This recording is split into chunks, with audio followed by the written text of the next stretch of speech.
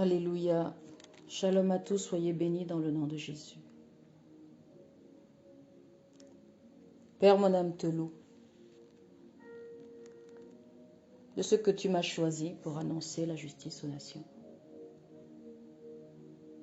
et pour apporter la bonne nouvelle jusqu'aux confins de la terre.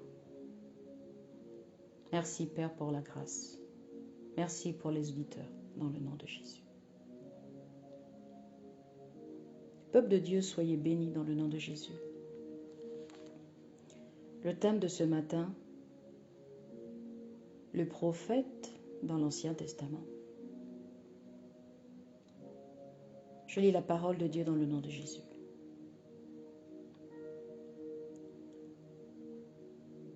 Ésaïe 6, versets 8 à 9. J'entendis la voix du Seigneur disant, « Qui enverrai-je et qui marchera pour nous ?» Je répondis, « Me voici. » Envoie-moi. Il dit alors, « Va. » Et dit à ce peuple, « Vous entendrez et vous ne comprendrez point. Vous verrez et vous ne saisirez point. » Que Dieu bénisse sa parole. Peuple de Dieu, Jésus-Christ est vivant. Celui qui a Christ vit par son esprit, car ce n'est plus toi qui vis, mais c'est le Christ qui vit en toi. Par la puissance du Saint-Esprit, tu deviens prophète de ta propre vie. Dieu parle tantôt d'une façon, tantôt d'une autre. Oui. Le Seigneur nous dit dans Proverbe 11 au verset 1er, « La balance fausse est en horreur à l'Éternel, mais le poids juste lui est agréable. » Oui, bien-aimé, Dieu condamne l'usage de la balance inexacte dans le but de laisser quelqu'un. Oui. Il nous commande d'agir honnêtement avec tout le monde, tant dans le domaine financier que dans toutes les circonstances où il est possible de frauder. Oui, peuple de Dieu, gardons toujours présent à l'esprit le fait que seul l'homme droit verrait la face du Seigneur. Alléluia.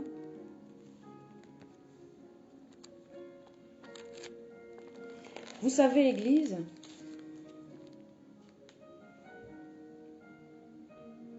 le Seigneur seul peut marcher devant nous dans toutes circonstances.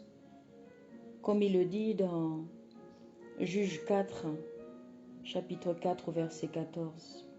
L'Éternel ne marchera-t-il pas devant toi? Il est nécessaire que Dieu marche devant nous, peuple de Dieu, pour nous préparer le chemin. Oui. S'il ne nous ouvre pas la voie, nos efforts seront voués à l'échec.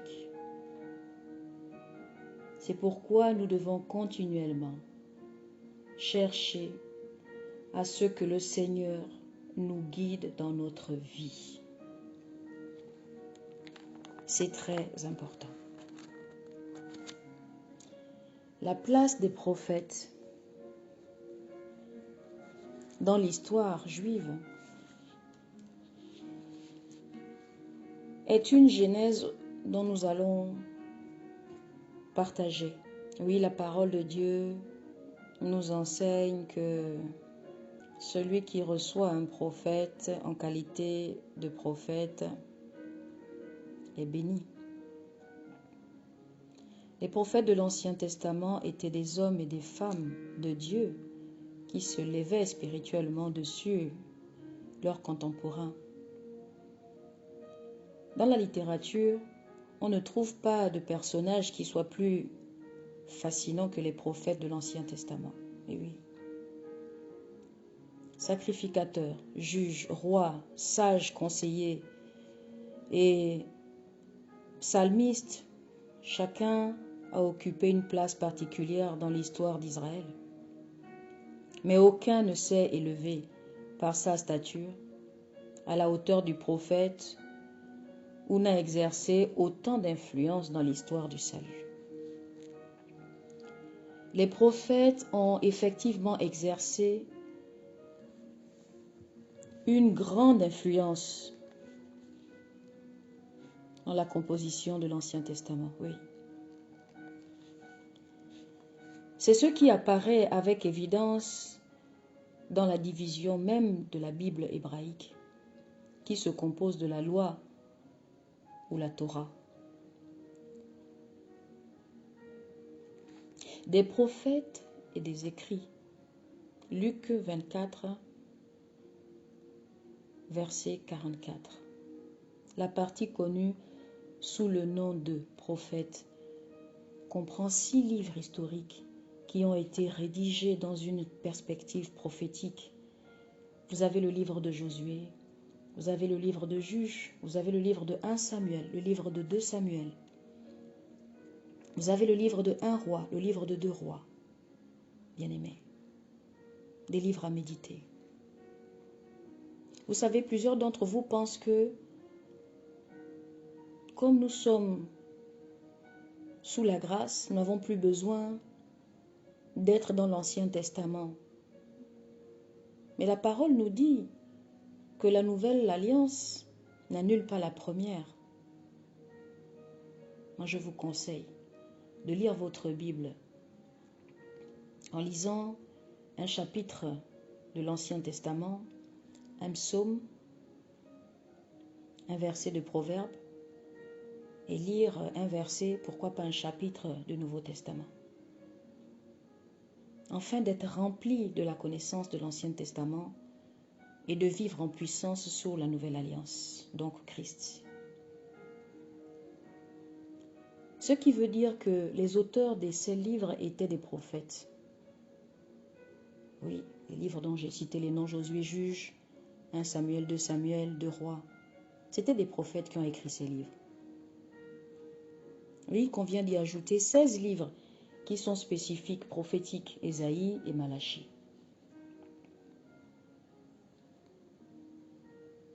Nous pouvons méditer dessus pour comprendre quelle est la prophétie même. Nous pouvons rajouter aussi, nous pouvons nous rappeler aussi du livre de Moïse. Oui, Moïse a écrit. Moïse est l'auteur des 5 premiers livres de la Bible ou la Torah. Moïse était aussi un prophète. Deutéronome 18, verset 15. Nous pouvons constater que les 2 tiers de l'Ancien Testament ont été écrits par les prophètes. Il est important de comprendre les Écritures suprêmes. Les mots hébreux désignant les prophètes, le mot hébreu même est roé. Roé. Ce nom hébreu est traduit le plus souvent par voyant. Il exprime la capacité particulière qui nous permet de recevoir des choses dans le domaine spirituel et de prévoir des événements. Oui, bien-aimés. Ce titre que les prophètes Ceci nous indique que les prophètes ne se laissaient pas tromper par l'apparence extérieure des choses. Les prophètes faisaient attention à l'esprit, les choses telles qu'elles étaient en réalité et selon la perspective divine. Vous savez, en tant que voyants, les prophètes recevaient des rêves, des visions et des révélations de la part de Dieu. Celui qui leur permettait de faire part de toutes ces réalités spirituelles au peuple. Oui. Nabi, c'est le principal terme hébreu pour désigner le prophète. Oui, les prophètes apparaît, le mot Nabi, le prophète, apparaît 316 fois dans l'assemblée de l'Ancien Testament. Sa forme spirituelle est Nabihim. Oui, bien que l'origine du mot soit incertaine, mais en hébreu, le verbe prophétiser signifie présenter par l'Esprit de Dieu des paroles provenantes de la pensée de Dieu. Alléluia.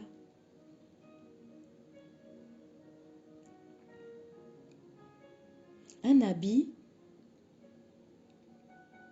est un porte-parole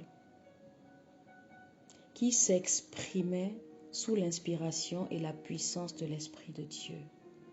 Le mot grec prophétesse, d'où vient le mot français prophète, désigne celui qui parle pour un autre ou en son nom.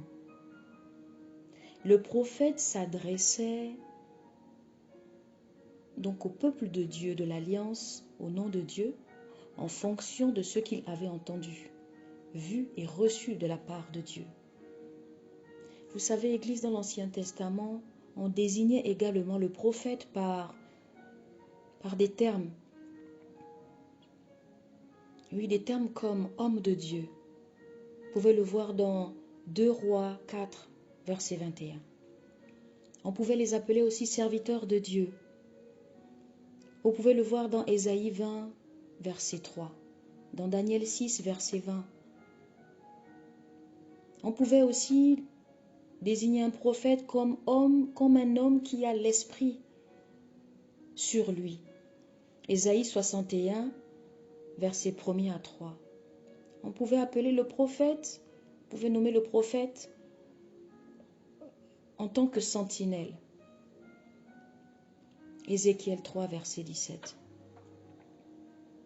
Oui, ou encore envoyé de l'Éternel. Agé chapitre 1er, verset 13. Les prophètes interprétaient aussi les rêves prophétiques. Oui, bien-aimés. Par exemple, Joseph, Daniel, c'étaient des prophètes. Et les événements historiques, tant le présent que le futur, à partir d'un point de vue prophétique, ces hommes de Dieu parlaient. C'étaient des hommes de l'esprit et de la parole. Le prophète n'était pas seulement un dirigeant religieux supplémentaire dans l'histoire d'Israël. C'était l'homme en qui résidait l'Esprit de Dieu et sa parole. C'est comme ça que l'on appelait Josué.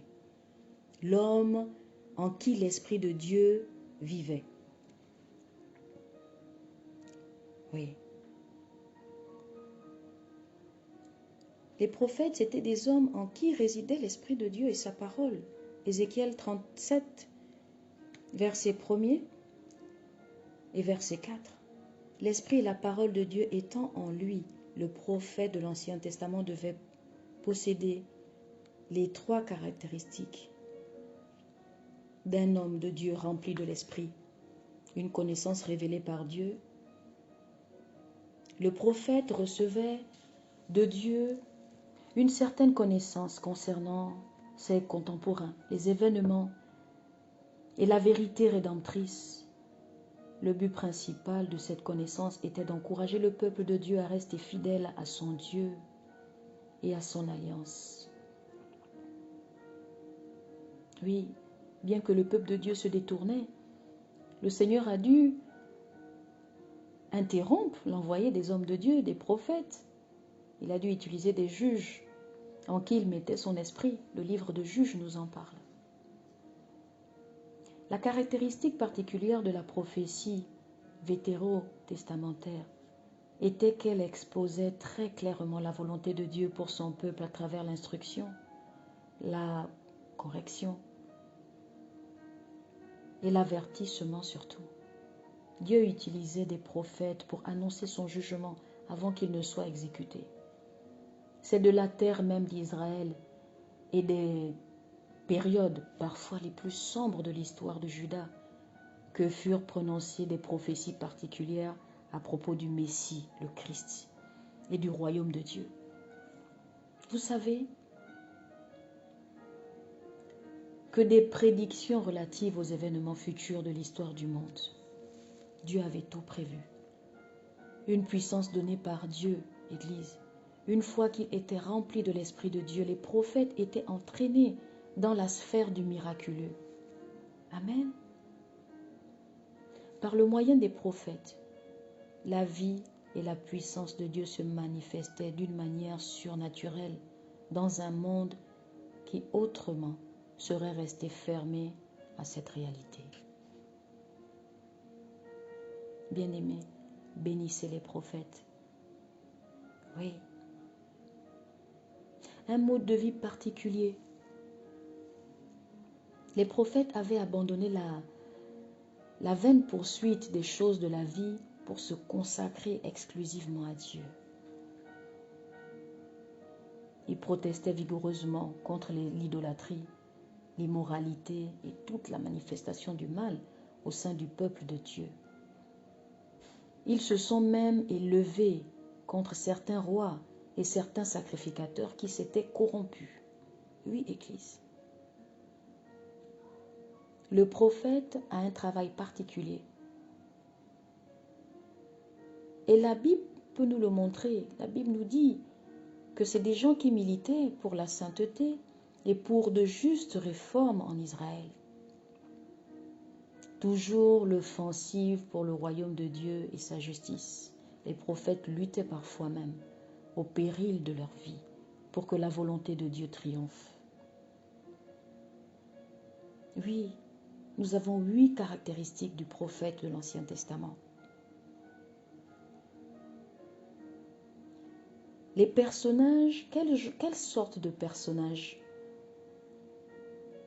était le prophète de l'Ancien Testament? Le prophète de l'Ancien Testament. C'était une personne qui entretenait une relation intime avec Dieu, dont il était en quelque sorte le confident. Oui, Amos 3, verset 7. Le prophète voyait le monde et le peuple de l'Alliance selon une perspective divine et non d'un point de vue humain. Vivant dans l'intimité de Dieu, le prophète le comprenait très bien et il s'identifiait à la souffrance que Dieu ressentait à cause du péché de son peuple. Parce qu'il comprenait le plan de Dieu, sa volonté et son désir mieux que quiconque. Il éprouvait souvent les mêmes émotions. Amen. Oui, autrement dit, le prophète n'entendait pas seulement la voix de Dieu. Son cœur battait au même rythme que le sien. Jérémie 6, verset 11, Jérémie 15, verset 16 à 17, Jérémie 20, verset 9. Comme Dieu, le prophète aimait vraiment le peuple. Quand le peuple avait mal, le prophète ressentait lui aussi une profonde souffrance. Oui. Vous pouvez méditer dans le livre de Lamentations. Il nous donne un tableau vaste en ce qui concerne la transcendance du peuple, du prophète sur le peuple. Oui. Le prophète voulait ce que Dieu avait de mieux pour le peuple. Ézéchiel 18, verset 23. C'est pourquoi le message comportait non seulement des avertissements, mais aussi des paroles d'espérance et de réconfort. Le prophète recherchait ce qu'il y avait de mieux pour le peuple. Et il exigeait de lui une confiance et une loyauté parfaite envers Dieu. Alléluia. Il le mettait en garde contre des fâcheuses tendances qu'il avait à se confier en des choses telles que la sagesse de l'homme, la richesse, le pouvoir ou les dieux étrangers, bien-aimés. Jérémie 8, versets 9 à 10. Osée 10, versets 13 à 14. Amos 6, verset 8. Oui, Église. Les prophètes encourageaient continuellement le peuple à vivre selon l'alliance de Dieu, afin de recevoir les bénédictions attachées à la rédemption. Le prophète était particulièrement sensible à l'existence du péché et du mal. Oui, Jérémie chapitre 2, versets 12 à 13. Jérémie 19. Jérémie 25, versets 3 à 7. Amos 8, versets 4 à 7. Michée 3, verset 8. Vous savez, ils avaient du mal à endurer la cruauté, le crime, l'immoralité et l'injustice. Ce qui apparaissait au peuple comme une petite incartade à la loi divine. Oui, était désastreuse aux yeux du prophète. Le prophète tolérait difficilement les compromis, la complaisance, la prétention. Oui, les prophètes ne toléraient pas les excuses de ses contemporains. Ésaïe 32, verset 11, Jérémie 6, verset 20.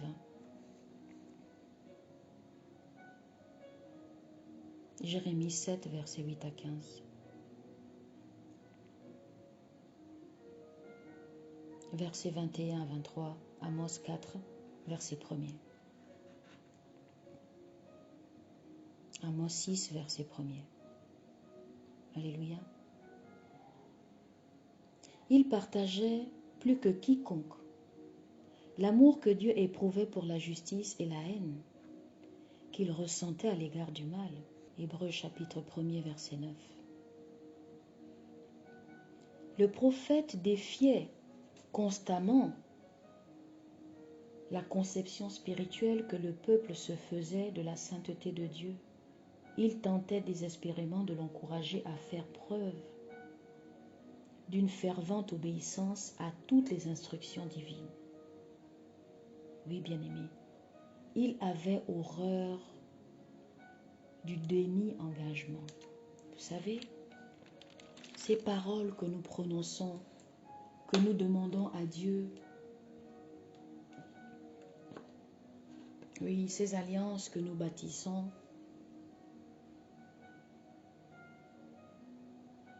et qui sont au final compromis par le système et qui étouffent la parole de Dieu dans nos vies. Oui, les prophètes détestaient la demi-mesure. Ils exigeaient une absolue fidélité à Dieu. Ils n'acceptaient rien de moins que la plénitude du royaume de Dieu manifestée parmi son peuple. Alléluia. Le prophète avait une vision concernant l'avenir. Oui, Église, celle-ci s'exprimait à travers des prédications qui annonçaient le malheur et la destruction. Ésaïe 63, versets 1er à 6 et Jérémie 11, versets 22 à 23. Jérémie 13, versets 15 à 21. Ézéchiel 14, versets 12 à 21. Amos 5, versets 16 à 20. Chapitre 27. Et des visions de rétablissement et de renouveau. Ésaïe 61, Ésaïe 62, Ésaïe 65, verset 17. Oui, vous allez jusqu'à Ésaïe 66, verset 24, Jérémie 33.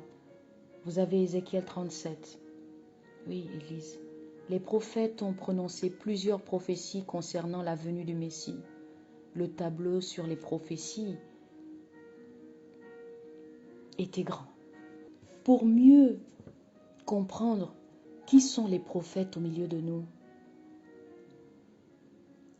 sachez que le prophète est un envoyé de Dieu. Le prophète, c'est quelqu'un de solidaire. Le prophète, c'est un homme solidaire. Oui, un homme marqué par le chagrin. Il est mis à part. Jérémie 14, versets 17 à 18. Jérémie 20, versets 14 à 18. Amos 7, versets 10 à 13. Jonas 3, Jonas 4. Oui, chapitre 3, chapitre 4. Les prophètes sont fréquemment persécutés, Église, par les faux prophètes. Oui, c'est ce que je voulais partager avec vous. Vous montrer comment un prophète peut être important. Nous sommes dans les derniers temps. Mais les prophètes sont toujours persécutés par les faux prophètes qui prédisent la paix, la prospérité et la sécurité au peuple pécheur. Oui, Église. Jérémie 15, verset 15. Jérémie 20, verset 1er à 6. Jérémie 26, verset 8 à 11. Amos 5, verset 10. Matthieu 23, verset 29 à 36. Actes des apôtres, chapitre 7, versets 51 à 53. Oui, bien-aimés. Par contre, le véritable prophète est un homme de Dieu tellement reconnu que le peuple et les dirigeants ne peuvent pas ignorer ni son intégrité, ni son message. Vous le savez, on peut le voir dans Ézéchiel 3, versets 8 à 11. Vous savez, le prophète est le sacrificateur. Dans l'histoire d'Israël, pendant une bonne partie de l'histoire même, les prophètes et les sacrificateurs ont été en constante confrontation. Oui. L'intention divine était de les voir travailler ensemble. Comprenez-le. Ne méprisez pas le pasteur de votre église parce que vous avez reçu une prophétie. Oui, le prophète et le sacrificateur, pendant une bonne partie de l'histoire d'Israël, ont été constamment en confrontation. Oui. Mais, bien-aimés, écoutez ceci. L'intention divine était de les voir travailler ensemble. Ne méprisez pas l'homme de Dieu, le sacrificateur de le pasteur de votre église, parce que vous avez reçu une prophétie. Et ce n'est pas parce que le pasteur ne vous a pas donné une prophétie que le prophète, lui, n'est pas dans la vérité. Toutefois, les sacrificateurs avaient tendance à faire des compromis et à ne pas s'élever contre la corruption du peuple de Dieu. Nous sommes le corps de Christ et nous devons travailler ensemble. Les sacrificateurs dans l'Ancien Testament, dans l'histoire d'Israël, étaient généralement liés au statu quo. Ils avaient du mal à adorer Dieu sans les cérémonies et la liturgie, comme on dit. Oui. Bien que la moralité ait eu sa place dans leur théologie, bien-aimés, des études bibliques, la Bible nous enseigne qu'on insistait, à l'époque on insistait pas sur sa pratique. Le prophète, quant à lui, mettait un accent particulier sur le style de vie, la conduite et les questions d'ordre moral. Vous savez, mes amis, Dieu n'a pas changé, bien-aimés. La Bible dit qu'à l'époque, les prophètes affrontaient constamment ce qui dépendait de la simple observance des rites religieux. Ils héritaient encourageait, dénonçait, faisait cavalier seul dans l'exigence morale et insistait sur la mise en application dans la vie quotidienne des principes divins éternels. Le prophète était un professeur d'éthique. Oui, Église. Un réformateur moral. Un perturbateur de l'esprit humain. Tout à fait. Parce qu'il va à l'encontre. En quelque sorte, il te dépouille. Oui, Église. Le prophète exposait le péché. Il exposait le péché, il exposait l'apostasie. Il cherchait toujours à inciter le peuple à vivre dans la sainteté, dans la sanctification. Oui, dans l'Ancien Testament, le message du prophète se résumait à la nature de Dieu. Les prophètes déclaraient que Dieu était le créateur et le souverain de l'univers, ce qui est vrai. Par exemple, dans Ésaïe 40, verset 28, et le Seigneur de l'histoire qui se sert des événements de l'histoire et des fins de salut et de jugement. Ésaïe 44, verset 28, Ésaïe 45, verset 1er, Amos 5, verset 27, Habakkuk, chapitre 1, verset 6. Oui, la Bible nous dit que les prophètes mettaient l'accent sur le fait que Dieu est un Dieu saint et juste, qui abhorre le péché et l'injustice, comme on l'enseigne encore jusqu'aujourd'hui dans la Nouvelle Alliance. Oui, cependant, nous devons savoir que la sainteté n'empêche pas qu'il est également miséricordieux. N'empêche pas qu'il est également miséricordieux, patient et lent à manifester sa colère, à exercer son jugement. Dieu est saint par nature et il exige que son peuple lui soit consacré, Église, qu'il soit saint pour lui. Zacharie 14, verset 20, Ésaïe 29, verset 22 à 24, Jérémie 2, verset 3. Oui, Dieu ayant conclu une alliance qui permettait à Israël de jouir d'une relation unique avec lui, Dieu exige que son peuple obéisse à ses commandements, car cela fait partie intégrante de l'alliance. Tous ceux qui ont accepté Jésus-Christ comme Maître, Seigneur et Sauveur doivent avoir une relation unique avec Christ par le Saint-Esprit, une relation étroite. Oui. Jésus-Christ nous demande par le Saint-Esprit, il nous exige, il nous appelle à une obéissance, il nous commande.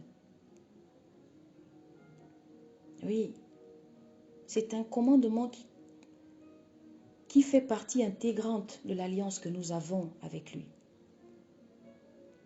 Oui, en Jésus, nous sommes une nouvelle personne. Et pour que la vibrante vie de Dieu, la vie Zoé, découle de nous, il faut que nous rentrons dans une obéissance totale. Nous devons nous repentir du péché. Les prophètes annonçaient le péché et la repentance dans l'Ancien Testament. Oui, aujourd'hui, les faux prophètes qui persécutent les prophètes empêchent le péché, ils laissent le péché agir, croître, et ils annulent la repentance. Mais dans l'Ancien Testament, les prophètes partageaient leur chagrin. Je veux dire le chagrin de Dieu. Les prophètes étaient partagés entre le chagrin de Dieu face à la désobéissance, à l'infidélité, à l'idolâtrie, à l'immoralité perpétuelle de son peuple. Ils ont prononcé des paroles sévères, annonciatrices du jugement qui allait s'abattre sur leurs compatriotes. Leur message était semblable à celui que devaient prononcer plus tard Jean-Baptiste et Jésus. Bien-aimés, repentez-vous ou vous périssez. Oui, bien-aimés, Le message est toujours valable. Répentez-vous ou vous périssez. Les prophètes ont toujours annoncé des jugements importants. Depuis l'Ancien Testament, ils annonçaient des jugements importants et catastrophiques, comme la destruction de la Samarie par la Syrie, dans Osée 5, versets 8 à 12, Osée 9, versets 3 à 7, Osée 10, versets 6 à 15, et la destruction de Jérusalem par Babylone, Jérémie 19, versets 7 à 15, Jérémie 32, verset 28, Jérémie 32, verset 28 à 36, Ézéchiel 5, verset 5 à 12, Ézéchiel 21, verset 7, Ézéchiel 21, verset 29 à 32. La prédication et l'espérance messianique. Oui, Église. Même si, dans l'ensemble, le peuple de l'Alliance s'est montré infidèle à Dieu et à sa propre profession de foi, les prophètes n'ont jamais cessé de proclamer un message de l'espérance. Oui, un message de l'espérance. Les prophètes ont toujours parlé au nom de Dieu. La Bible dit, ce sont des hommes qui savaient en effet que Dieu respecterait l'alliance qu'il avait conclue avec Abraham et qu'il honorerait ses promesses. Il honorerait ses promesses. Oui. Grâce à un reste fidèle qui craignait Dieu. Oui, puis viendra le Messie. C'est à travers lui, à travers Jésus-Christ, que Dieu offrirait le salut à tous les peuples de la terre. Oui. Les prophètes se tenaient entre les débâcles spirituels de leur propre génération et l'espérance naissance de l'ère messianique. Leur dilemme consistait à annoncer la parole de Dieu à un peuple obstiné, tout en sachant que ce message serait complètement rejeté jusqu'au jour où l'ordre des choses apparaîtrait. Ésaïe 6, versets 9 à 13. Les prophètes étaient des défenseurs de l'alliance même, de l'ancienne alliance, et les précurseurs de la nouvelle, tout en vivant dans le présent. Oui, c'était des hommes qui regardaient vers l'avenir. Ils regardaient le Messie. Ils restaient focalisés sur la croix, sur le rocher. Les faux prophètes, vous savez, la parole nous déclare que dans les derniers temps, oui, les faux prophètes seront au milieu de nous. Mais vous savez, l'Ancien Testament fait souvent allusion aux faux prophètes. Nous lisons par exemple que le roi Achab avait réuni 400 faux prophètes. 2 Chroniques 18, versets 4 à 7. La Bible rapporte qu'ils étaient animés d'un esprit de mensonge. 2 Chroniques 18, versets 18 à 22. Vous savez, selon l'Ancien Testament, un homme était considéré comme un faux prophète s'il détournait le peuple du vrai Dieu pour l'entraîner vers l'idolâtrie. Vous le savez ça? Oui. N'appelez pas faux prophètes des hommes intègres qui marchent selon l'Esprit de Dieu et qui vous donnent des prophéties selon l'Esprit de Dieu dans la vérité. Oui, dans la doctrine du Saint-Esprit. Deutéronome 13, versets 1er à 5. Un faux prophète dans l'Ancien Testament, on pouvait aussi le voir parce qu'il pratiquait la divination, l'astrologie, la magie, la sorcellerie. Oui, Deutéronome 18, versets 10 à 11. Oui, ici les prophéties de ce dernier s'écartaient ou contredisaient le message clair de la parole. Deutéronome 13, versets 1er à 5. Un faux prophète, c'est celui qui, dans l'Ancien Testament, c'est celui qui exposait le péché, qui n'exposait pas le péché du peuple. Cela aussi, C'était une mention du faux prophète. Jérémie 23, versets 9 à 18. Nous pouvons aussi voir que dans l'Ancien Testament, le faux prophète faisait des prédications précises qui ne se réalisaient pas. Des prédictions précises qui ne se réalisaient pas. Deutéronome 18, versets 20 à 22. Remarquez, peuple de Dieu, que sous la Nouvelle Alliance, les prophètes n'ont pas parlé avec la même finalité ou la même infaillibilité que les prophètes de l'Ancienne Alliance, qui étaient la voix principale de Dieu en Israël. Dans le Nouveau Testament, le prophète ne représente que l'un des 5 grands ministères donnés à l'Église. Oui. Dans le Nouveau Testament, les prophètes n'ont donc pas le même champ d'action que leurs confrères dans l'Ancien Testament. 1 Corinthiens 14, versets 29 à 33. Oui, bien-aimés, à cause de la nature variée et interdépendante des ministères au sein de l'Église néo-testamentaire. Oui, les dons spirituels. Vous savez, Église, nous devons être prophètes de nos vies. Nous devons appeler ce qui n'est pas à être. Nous devons marcher dans une vie de sainteté, de sanctification, afin que l'Esprit de Dieu demeure en nous. Et comme la parole de Dieu déclare, en disant que dans le psaume chapitre 1er, verset 3, l'homme qui craint l'Éternel est comme un arbre planté près d'un courant d'eau, qui donne son fruit à sa saison et dont le feuillage ne flétrit point. Tout ce qu'il fait lui réussit. Nous pouvons être nos propres prophètes. Quand le Seigneur dit dans Ésaïe 43, 19, « Voici, je vais faire une chose nouvelle sur le point d'arriver. Ne la connaîtrez-vous pas? Je mettrai un chemin dans le désert et des fleuves dans la solitude. » Le Seigneur est Dieu. Si vous marchez véritablement avec la puissance, par la puissance du Saint-Esprit, vous ne serez point confus. Oui. Bénissez les prophètes, comprenez le message des prophètes, donnez des verres d'eau aux prophètes et soyez prophètes de votre propre vie. Oui, Église.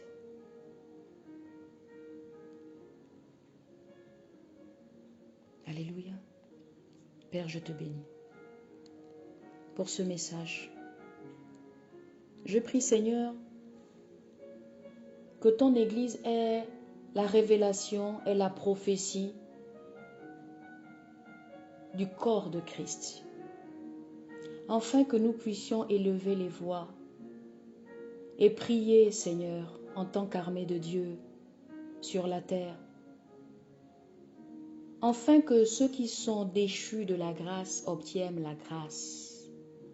Oui, Seigneur, parce que je sais que par nos prières, Seigneur,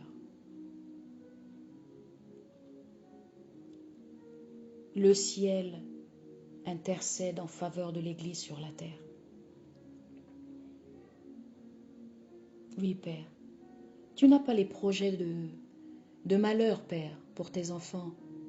Tu as prédestiné à la vie, la beauté du cœur, de l'âme et de l'esprit. Oui, Père. Saint-Esprit, je sais que tu brûles en nous. Je sais que tu vis en nous. Car celui qui est né de nouveau, ce n'est plus lui qui vit, c'est le Christ qui vit en lui. Non, la maladie n'est pas un partage. Le malheur n'est pas un partage. Non. Le malheur n'est pas une tasse de thé. La bonne santé est un bon colis. Le Saint-Esprit, cela nous appartient. La guérison est une nourriture pour le corps, pour l'âme et pour l'esprit. L'adoption, c'est quelque chose à laquelle nous devons aspirer. L'adoption, oui. Tout autre colis, nous devons le rejeter.